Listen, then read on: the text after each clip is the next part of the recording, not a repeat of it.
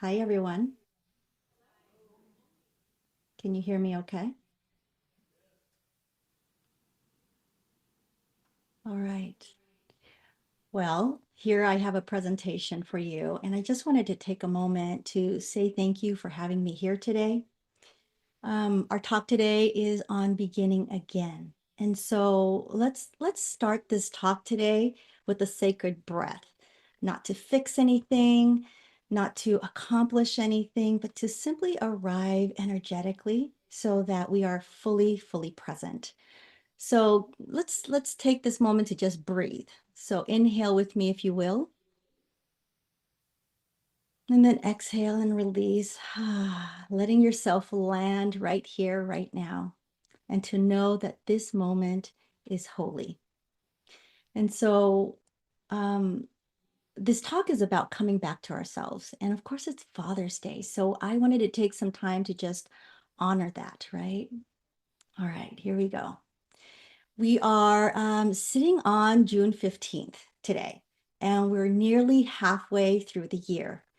And I wonder how many of us feel just a little off track. Now, remember January when we were really enthusiastic about 2025 and we made all these plans and set all these goals, we had all these intentions, right?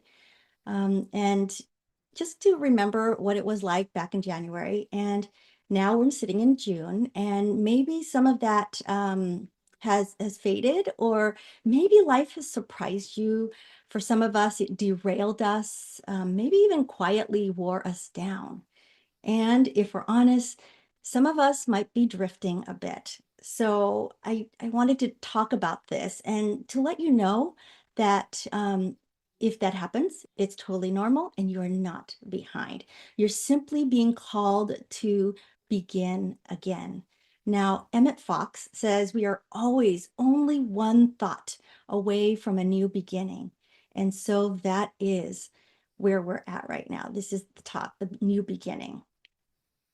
Okay, so there's a beautiful teaching from Zen Buddhism called Shoshin, Shosin, and that's the beginner's mind. It's the idea that every moment is new, every single breath. Every breath is a fresh invitation to meet life with openness, with curiosity, with softness, no matter how much that we've lived or lost. We can always return again and again and again to the presence of this moment. And I'm sitting here in a presentation on Sunday service, and I'm talking about beginning again because it seems pretty stable. But when we're out there engaging with life, it's dynamic. Things happen, and we get to remember that our breath is always with us, that life is not fixed. Life is fluid, and your spirit was made to flow with it. And also, beginner's mind doesn't mean forgetting. It means unburdening, releasing what we think we know, so that we can meet life and ourselves with reverence again. And so here I have a quote from Unity founder Charles Fillmore. He says, "Let us learn to be still and let truth speak through us." And so this, my friends, is where we're going to begin to touch the deeper invitation of today's day, Father's Day.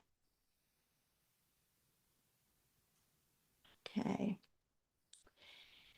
And so today, we've been talking about it for as long as the service has started, right? We're going to honor fathers in all of its complexity. For some, this day brings warmth and gratitude. For others, it brings grief, distance, longing, or a deep ache from absence. And so we hold space for it all. And so I want to just take a moment here to honor the fathers who showed up with love. And let's acknowledge those who couldn't or didn't, and the impact that left. And also, we want to bring in, of course, the Father spirit within us as well, right? So let's remember that our first experiences of provision. Now, this is about the impact of father figures. So we're going to remember our first experiences of provision, of safety, of discipline or protection that often came or didn't come from a father figure. And beyond our earthly fathers, of course, there's the archetype father, the archetypal father within. It's the spiritual energy that lives in us, that inner strength of, or the inner source of strength, of support, of divine provision and right action. So whether or not your physical father offered that to you, this inner father, the God within us all, always can. And so from 2 Corinthians, it says, I will be a father to you, and you will be my sons and daughters. And of course, our famous Eric Butterworth, Reverend Eric, says, God is the infinite source of all supply, right where you are. And so we know this. We know this because we teach it, we study it. And my question is, how do we practice knowing? How do we practice embody and integrating knowing that God is the infinite source of all supply? All right. So we're going into the talk, the study, the teaching now, right? Because this is our community. We talk, we study, we teach prosperity, and we teach abundance. And so, okay, I'm going to go into a talk a little bit about that and what I've learned, right? So I'm going to take a breath. I invite you to do that with me. Always good to take a breath. So here it is. Our relationship with money, because money is the physical manifestation of abundance. We are immersed in it. We can't get away from it. Often our relationship with money reveals how we've been integrated into this father energy within. Because guys, money isn't just about numbers, it's energy. And it is this energy that reflects how safe we feel, how grounded we feel on this earth, how supported we are, right? How supported we allow ourselves to be, whether we trust that life can hold us or will hold us, or whether we even feel worthy to receive. How many of us give and give and give? And when it comes to receiving, we're like, oh, no, not me, right? So if we've internalized an absent or angry or withholding father, we might subconsciously believe that provision must be earned through a lot of work, a lot of striving, a lot of busy, or maybe just suffering, or that we're never quite enough to receive. So take a breath, receive that breath. But when we begin again, my friends, from consciousness, from groundedness, we remember that the universe is not our Father's wallet. It's an ever-giving source, this wellspring that we talk about, the fountainhead of abundance. And healing the Father within brings healing to our sense of prosperity and belonging. So if you take a look at the slide, I have some quotes here, one from the Bible. It is your Father's good pleasure to give you the kingdom. We all know this saying, and it's just an invitation to really consider that based on what I just said. Catherine Ponder, who's also a minister with us, she teaches prosperity. She says, as long as you believe that supply comes from outside yourself, you will be a beggar. But that when you know that God is source, you are free. You are sovereign. You are sovereign. Okay. So the father wound. Okay, so this is what we mean metaphysically by the father wound, right? It's left an imprint when we don't feel safe or supported or seen by the masculine energy in our lives, whether that was from our earthly father or the inner father archetype. So we get to heal that. We get to be present to that, to feel it, and to really consider that. And this shows up not just in our relationships, but in how we approach the idea of provision, about how we trust life to carry us, how we believe we have to earn love or to deserve to rest. And alongside of that, many of us carry the mother wound, yin yang, can't have one without the other. Now, so the mother wound is that ache of not being nurtured, emotionally attuned to, or fully accepted for exactly who we are, how we show up, what we are, right? And it's that wound that can shape our sense of worthiness, of self-love, and ability to receive. And together, these two energies, Father and Mother, Father, Mother, God, lives within us, that they are meant to guide, to hold, and to nourish us. But when we're wounded, we often find ourselves striving or stuck or silently starving for wholeness, right? We're yearning for it. We're not yet one and integrated. And so when we say life meets us at our level of consciousness, we're also saying you meet yourself at your self-love. You meet money at your level of inner safety. You meet relationships at your level of emotional inheritance. And that's why beginning again is so sacred. It's a sacred practice. And it's not just about resetting goals, although I did start with that. I had to get your attention. It's actually about reclaiming your inner parents and becoming the divine mother and the divine father to yourself. Now, we affirm this at every service and every meeting that we have, that there's only one presence and one power as the universe and as my life. God the good, omnipotent. That's right. Unity principle number one, right? And so I got ahead of myself there. And so, we want to consider that in the context of all of this. So here we go. I'm going to share with you a personal story. So my very own father, he's passed away. He's transitioned, gosh, I'm like probably more than 10, 12 years ago.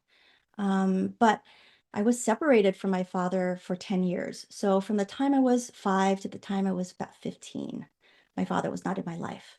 And then we finally reunited after a decade. And I learned all these things I did not know about my father, because as a young child, being 5 years old, I was taught by my mother that, father's really good. And I used to write letters to him, and I dreamt of the day that we would reunite. And when we finally reunited, I learned that he had another family. And I didn't even realize that was a thing. It broke my heart. When he came back into my life, I learned that he had the illness of alcoholism. And so he was very violent, very sick, and just not balanced, as we would say, right? So as a child, being a teenager, I was told not to ask any questions. We can't talk about it. You know how that goes. It's family stuff. We don't want to put our dirty laundry out to dry, to stay quiet, to stay silent, to make peace with whatever that is, and to just accept it. And that silence could have become a wall in my heart. I could have just stuffed it down and made a big ball of shame. And for a while, I had to process that. But over the years, I made a choice. And in every moment that it became really difficult for me to really understand, I chose to begin again. Not because everything made sense, but because I knew healing would only happen through my own willingness. I needed to be the one to take the step forward. I needed to be willing to feel, to see, to soften, and to love anyway, to love anyway. And so from the book of Psalms, here's a prayer. Create in me a clean heart, O God, and renew a right spirit within me. So, so beautiful. This goes into a little bit of ancestral healing and also spiritual responsibility. And here's the deeper truth. Here's the deeper truth and why I took the first step forward. I knew that if I don't heal it, I would pass it on to my children.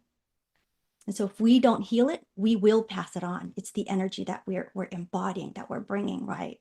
We inherit not just our genes, but our patterns, our ways of being, fear, shame, scarcity, silence. But we also inherit strength and courage, love, choice, healing. Healing is how I love forward. This is what I'm passing on, decidedly. So, how do you love forward, my friends? You know, so loving forward means including the healing my relationship with money. And with money, it's not just my bank account. This is all prosperity consciousness, right? But it's also for my soul, not just for me, but for those who will live on after me. Louise Hay, the late Louise Hayes, she says, as we heal ourselves, we help heal the world, which is so, so beautiful and so, so true. And so, my friends, life meets you not at your resume, not at your hustle, not even at your goals, but at your level of consciousness. And, I really shouldn't be talking about hustle because I'm talking to, the keys. It's really laid back and amazing there. But in greater society, it's the hustle is in our energy. I got to do this to get that. I've got to do this to be worthy. I've got to do it. It's the human doing syndrome, right? And so at the energy you embody, that's where life meets you, at the truth of where you're willing to live. And so the promise of your life, goodness, miracles, abundance, prosperity, is proportionate to the depth of your faith. So, Matthew, according to your faith, be it done unto you. And this is the real work of abundance, guys. This is what it means to begin again. Ernest Holmes says, change your thinking, change your life, which is really beautiful. And so, I'm talking about money, I'm talking about abundance, I'm talking about prosperity. And if this speaks to something in you, if you know that there are beliefs living beneath the surface that it's time to bring into life, into light, I created something for you, and I'm going to just share it with you. It's called a healing starter kit, particularly the money healing starter kit. It's free. You can download it. There's a website address here on the presentation. And it's not about budgets. It's about beliefs, and it's a gentle doorway into freedom. So I'm inviting you into that. All right. So here's the call to presence. And I leave you with this. If the first half of the year didn't go as planned, if your heart is tender or your faith is wobbly, let this be your moment. You can begin again, not from guilt, not from striving, but from love, from clarity, from truth. The truth that your life is still yours to reclaim. And so here's another Second Corinthian quote. Now is the accepted time. Behold, now, right here, right now is the day of salvation. And so I have an affirmation up on the screen. I'm going to say it the first time, and I'm going to leave space for you to repeat it either in consciousness or aloud. So go ahead and exhale. And we're going to inhale to begin. Exhale again, get grounded. Okay. I choose to begin again. Repeat. I choose to begin again. I am willing. Repeat. I am willing. I am ready. Repeat. I am ready. I am free. Repeat. I am free. And so it is. Amen. Okay, friends, I just wanted to say thank you so much for having me here today, and a special Thanksgiving and acknowledgement to our platform team today. They are so marvelous to work with. What a wonderful community of collaboration and a manifestation of the real spirit of abundance. Money is one of the clearest mirrors we have, and it reflects not just in our habits, but in our consciousness and our community. And so I want to just take a moment here and just say thank you and invite us into just getting grounded, taking a breath, and in integrating everything that we've just received. And to take a moment to just breathe in the message, feel yourself in your body, and begin to turn inward. And allow the music to hold you, that Chris is going to bless us with, and to soften you into a sacred pause, simply to relax and be here now with open hearts and empty hands to integrate what's moving in us.